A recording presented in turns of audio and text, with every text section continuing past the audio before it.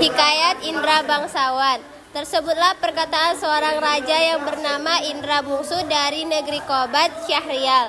Setelah beberapa lama di atas kerajaan, tiada juga beroleh putra. Maka pada suatu hari, ia pun menyuruh orang membaca doa kunut dan sedekah kepada fakir dan miskin. Hatta berapa lamanya, Tuan Putri Siti Kendi pun hamilah dan bersalin 2 orang putra laki-laki. Adapun yang tua keluarnya dengan panah dan yang muda dengan pedang. Maka Baginda pun terlalu amat sukacita dan menamai anaknya yang tua Syahperi dan anaknya yang muda Indra Bangsawan. Maka anak-anda Baginda yang 2 orang itu pun sampailah usia 7 tahun dan dititahkan pergi mengaji kepada Mualim Sufyan. Sesudah tahu mengaji, mereka dititah pula mengkaji kitab usul, fikih hingga saraf, tafsir sekalian diketahuinya. Setelah beberapa lamanya, mereka belajar pula ilmu senjata, ilmu hikmat, dan isyarat tipu peperangan. Maka Baginda pun bimbanglah, tidak tahu siapa yang patut dirayakan dalam negeri karena anaknya kedua orang itu sama-sama gagah. Paragraf kedua akan dibacakan oleh Fiona. Paragraf ketiga dan 4. Jikalau Baginda pun mencari muslihat, ia menceritakan kepada kedua anaknya bahwa ia bermimpi bertemu dengan seorang pemuda yang berkata kepadanya, "Barang siapa yang dapat mencari buluh berindu yang dipegangnya, ialah yang patut menjadi raja di dalam negeri." Setelah mendengar kata-kata Baginda, Syahperi dan Indra Bangsawan pun bermohon pergi mencari buluh berindu itu. Mereka masuk hutan, keluar hutan, naik gunung, turun gunung, masuk rimba, keluar rimba, menuju ke arah matahari hidup. Maka datanglah pada suatu hari, hujan pun turunlah dengan angin ribut, taupan, kelam kabut, gelap gulita, dan tiada kelihatan barang sesuatu pun. Maka Syahperi dan Indra Bangsawan pun bercerailah. Setelah teduh hujan ribut, mereka pun pergi saling mencari-cari. Paragraf ke-67 akan dibacakan oleh Rajo. Tersebut pula perkataan Syahperi yang sudah bercerai dengan saudaranya Indra Bangsawan, maka itu pun menyerahkan dirinya kepada Allah Subhanahu wa taala dan berjalan dengan sekuat-kuatnya. Berapa lama di jalan sampailah ia kepada suatu taman dan bertemu sebuah mahligai. Ia naik ke atas mahligai itu dan melihat sebuah gendang tergantung. Gendang itu dibukanya dan dipukulnya. Tiba-tiba ia terdengar orang yang melarangnya memukul gendang itu. Lalu diambilnya pisau dan ditorehnya gendang itu. Maka Putri Ranasari pun keluarlah dari gendang itu. Putri Ranasari menerangkan bahwa negerinya telah dikalahkan oleh Garuda. Itulah sebabnya ia ditaruh orang tuanya dalam gendang itu dengan suatu cembul. Di dalam cembul yang lain ialah perkakas dan dayang-dayangnya.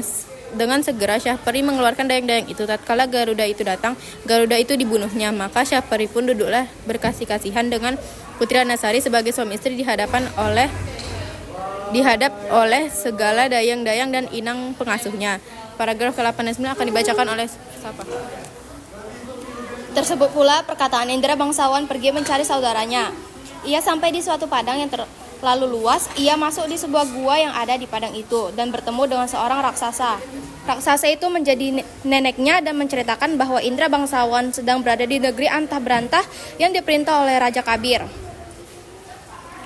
Adapun Raja Kabir itu takluk kepada Buraksa dan akan menyerahkan putrinya, Putri Kemalasari, sebagai upeti. Kalau tiada demikian, negeri itu akan dibinasakan oleh Buraksa. Ditambahkannya bahwa Raja Kabir sudah mencanangkan bahwa barang siapa yang dapat membunuh Buraksa itu akan dinikahkan dengan anak perempuannya yang terlalu elok parasnya itu. 9 orang anak raja sudah berada di dalam negeri itu. Kemudian paragraf 10 dan 11 akan dibacakan oleh Kesya.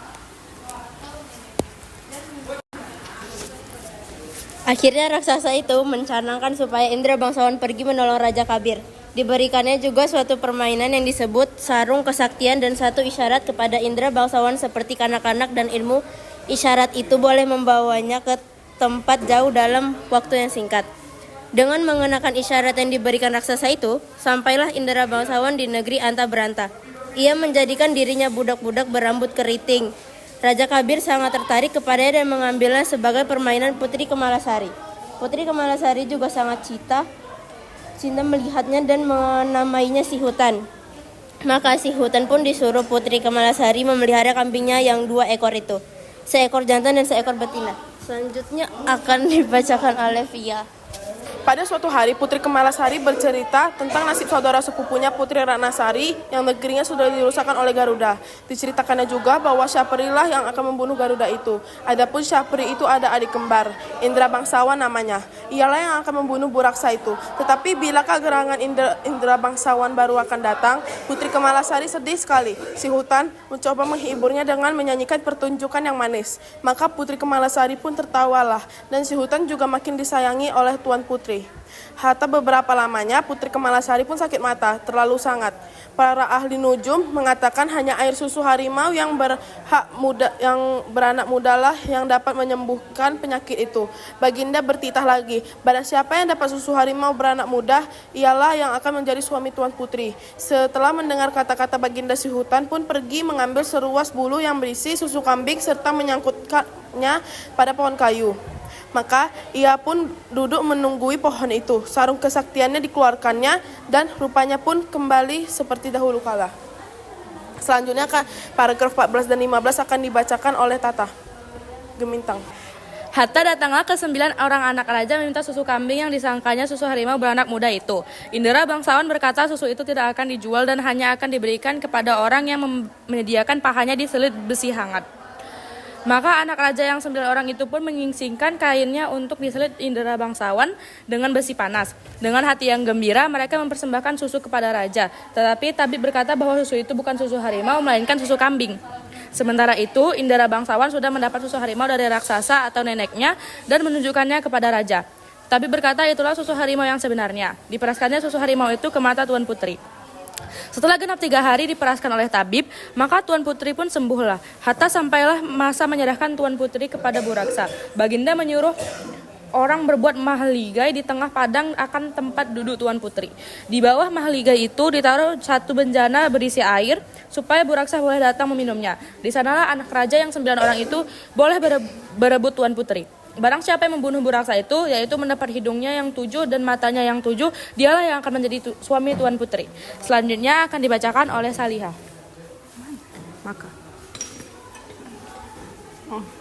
Maka Tuan Putri pun ditinggalkan Baginda di mahligai di tengah padang itu.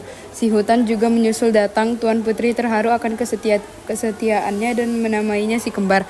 Hatta si kembar pun bermohon kepada Tuan Putri dan kembali mendapatkan raksasa membunuh Buraksa. Setelah itu si kembar pun menaiki kuda hijaunya menghampiri mahligai Tuan Putri. Katanya kepada Tuan Putri bahwa dia adalah seorang penghuni hutan rimba yang tiada bernama.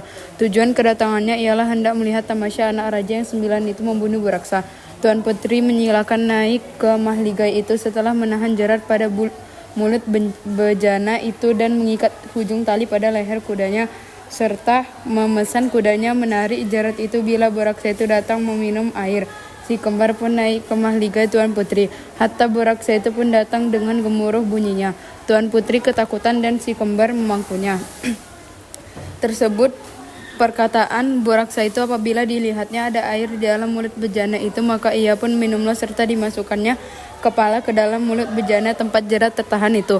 Maka kuda hijau si kembar pun menarik tali jerat itu dan Buraksa pun terjeratlah. Si kembar segera datang memarahnya sehingga mati serta menghiris hidungnya yang 7 dan matanya yang 7 itu.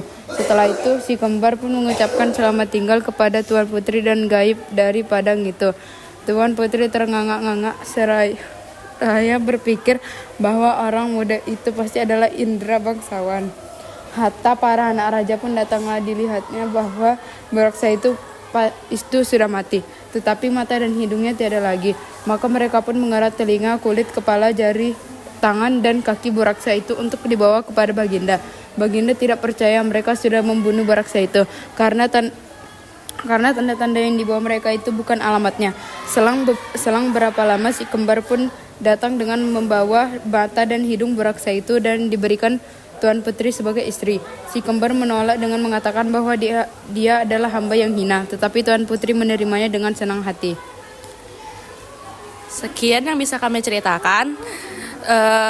Untuk pesan moralnya akan dibacakan oleh siapa? Pesan moralnya adalah ingatlah kepada Tuhan apabila kita mengalami kesulitan dan tolonglah orang-orang yang sedang kesulitan. Sekian dari kami. Assalamualaikum warahmatullahi wabarakatuh.